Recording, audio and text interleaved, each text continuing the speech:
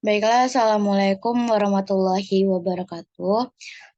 Perkenalkan nama saya Dinda Maswi dari kelas 3C. Di sini saya akan mempresentasikan proposal saya, di mana judulnya itu dukungan sosial dengan suggesting aging pada lansia.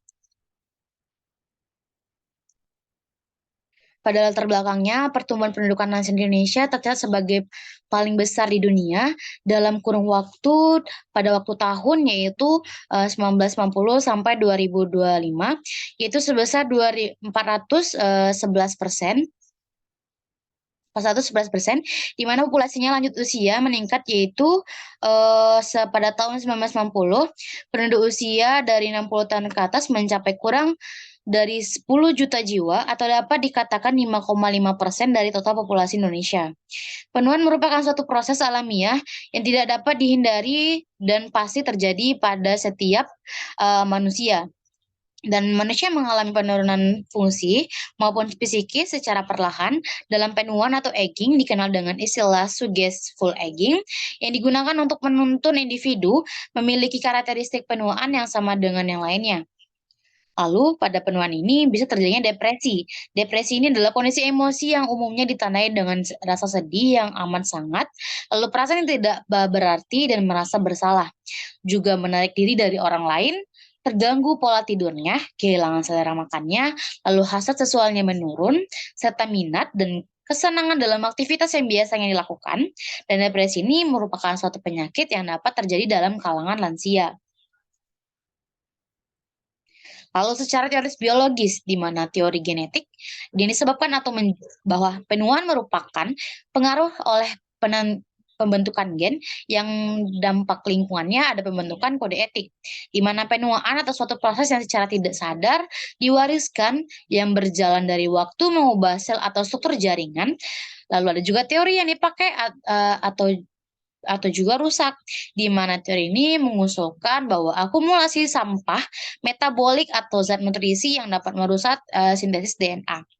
Lalu dari riwayat lingkungan faktor-faktor, di mana lingkungan atau misalkan karsinogen dari industri cahaya matahari, trauma, ataupun infeksi dapat mengubah perubahan dalam proses penuaan atau zat kimia juga bisa mengganggu pada saat proses penuaan. Teori imunitas, di mana teori menggambarkan suatu kemunduran dalam sistem imun yang berhubung dengan penuaan. Lalu ada juga teori neuroendokrin. Dalam rumusan masalah ini bagaimana tingkatan dukungan sosial pada lansia, lalu bagaimana tingkatan suggestive aging pada lansia, lalu adakah hubungan antara hubungan sosial dengan suggestive aging pada lansia. Lalu tujuan penelitian ini ada tujuan umumnya, di mana mengetahui efektivitas dukungan sosial dengan suggestive aging pada lansia di panti jompo di Kiosupan di Kota Padang. Lalu tujuan khusus mengetahui distribusi frekuensi suggestive aging di panti jompo. Lalu diketahuinya hubungan dukungan sosial dengan suggestful aging di panti jompo Kiosupan di Kota Padang. Ada beberapa pengaruh dukungan sosial dengan suggestful aging. Lalu ada manfaat penelitiannya itu ada bagian pelayanan keperawatan, di mana tenaga kesehatan atau keperawatan sebagai satu terapi non-farmakologis untuk menurunkan depresi pada lansia, sehingga dapat meningkatkan standar asuhan keperawatan di panti jompo di Kesupan Padang. Lalu bagaimana institusi pendidikannya, di mana sebagian masukan dari peserta didik untuk mengetahui terapi non-farmakologis dalam menurunkan depresi atau tertekannya pada lansia dengan dukungan sosial, serta sebagai informasi untuk dijadikan masukan tambahan dalam pendidikan. Lalu bagaimana penelitian selanjutnya? Lalu penelitian dapat digunakan sebagai frekuensi atau data pembanding untuk penelitian yang akan datang dalam melaksanakan penelitian. Lalu konsep lansia dan suggestful aging, di mana pengertian lansia atau usia lanjut adalah proses alami yang terjadi pada seseorang karena telah memasuki tahun akhir dari fase kehidupan, atau proses ini terjadi secara kesinambungan, di mana ketika seseorang mengalami beberapa perubahan yang mempengaruhi fungsi dan kemampuan seluruh tubuhnya. Lalu batasan-batasan lanjut usia. Untuk di Indonesia, lanjut usia itu 60 tahun ke atas. Hal ini dipertegas dari Undang-Undang tahun 2013-1998. Lalu menurut Organisasi Kesehatan Indonesia atau WHO, di mana usia pertengahan itu ada 45 tahun sampai 59 tahun, lalu lanjut usia itu 60 tahun sampai 74 tahun, di mana lanjut usia tua itu ada 75 sampai 90 tahun, dan ada juga usia sangat tua yaitu 90 tahun ke atas.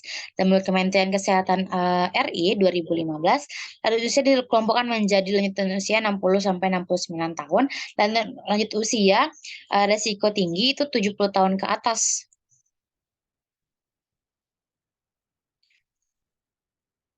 Ada aspek-aspek yang termasuk dalam batasan lansia. Yang pertama ada aspek biologis yang terjadi antara lain kerusakan fisik berkurang, merasa cepat capek, staminanya menurun, di mana sikap tubuh ini semua tetap tegap, menjadi bungkuk, kulit yang kencang menjadi keriput, kulit yang rambutnya awalnya hitam menjadi putih, dan pertumbuhan gigi yang dulu sangat banyak sekarang mulai menurun.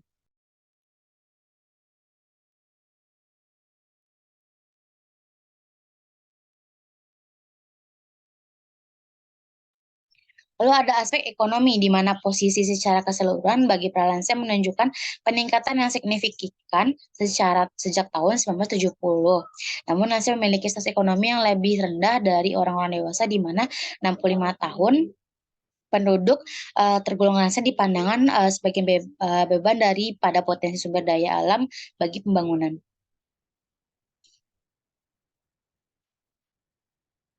Lalu dalam lansia ini dalam masalah lansia atau usia lanjut itu ada permasalahan. Yang pertama ada masalah ekonomi, masalah sosial, masalah kesehatan, dan masalah psikososial. Lalu ada konsep perilakuan, ada pengaruh perilaku di mana faktor terbesar kedua setelah faktor lingkungan yang mempengaruhi kesehatan individu, kelompok masyarakat, dan atau segi biologisnya. Lalu secara domain perilaku, meskipun perilaku merupakan satu bentuk suatu respon atau reaksi terhadap stimulus atau rangsangan yang diberikan, tetapi dalam penerima respon sangat bergantung pada setiap individu yang bersangkutan. Hal ini menunjukkan bahwa meskipun stimulus yang sama, tetapi respon setiap individu berbeda. Lalu ada rangka faktor, yang pertama ada rangka faktor disposisi, di mana ada pengetahuan, sikap, kepercayaan, nilai, dan sikap yang negatif, serta kurangnya keyakinan karakteristik individu. Lalu ada faktor pemukiman, di mana ketersediaan sarana kesehatan, akses kesehatan, hukum pemerintah, dan keterampilan keterkaitan kesehatan pekerja. Lalu juga pekerjaan pada lansia. Lalu kerangka teorinya, yang pertama ada hakikat lanjut usia, di mana di sini ada prelansia atau senilis, lalu ada lansia dan lansia resiko tinggi, serta lansia potensial dan lansia tidak berpotensial. Di mana lansia yang berisiko tinggi ini berusia 70 tahun sampai atau seseorang yang berusia 60 tahun lebih dari masalah kesehatan. Ada juga lansia potensial, di mana lansia dapat mampu melakukan pekerjaan atau kegiatan yang dapat menghasilkan barang jasa. Lalu ada lansia tidak berpotensial, lansia yang tidak berdaya mencari nafkah sehingga kehidupan tergantung pada bantuan orang lain.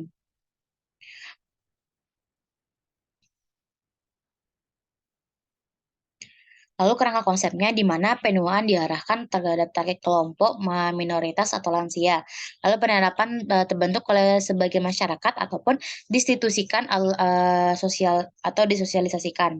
Lalu penuaan dicirikiskan oleh stereotip negatif atau prejudis. Lalu penuaan melibatkan tindakan penghukuman yang negatif. Lalu ada juga secara independen atau dukungan sosial dan independen Suggestion pada lansia. Dalam metodologi ini ada desain penelitiannya, di mana penelitian ini menggunakan pendekatan deskriptif aktif yang dikumpulkan dalam angka yang memainkan data yang berasal dari naskah wawancara secara catatan lapangan dan juga kuantitas agar penelitian dapat menggambarkan realita empiris. Untuk di sini lokasinya dia itu di wilayah X dan waktunya dari jam 10. Kita usahakan dari jam 10 sampai jam 11, dan populasinya yaitu di mana keseluruhan objek penelitian atau populasi penelitian ini yaitu seluruh aktivitas lansia yang dirawat. Lalu populasinya ada keseluruhan objek penelitian atau objek populasi yaitu seluruh aktivitas lansia dirawat. Sampelnya yaitu objek penelitian yang anggap seluruh populasi karena sampel lebih dari 100, maka pengambilan sampel menggunakan rumus setidaknya dari tahun 2013. Adapun kriterianya juga seperti yang disebutkan, lansia berumur 60 sampai 74 tahun, lansia bersedia menjadi responden, lansia bisa berkomunikasi dengan baik, dan juga ada kriteria eksklusinya, yaitu lansia tidak di tempat pada saat melakukan penelitian, lalu lansia tidak bisa mendengar. Teknik pengumpulan datanya yaitu menggunakan penghitungan jumlah sampel dengan teknik proporsional simple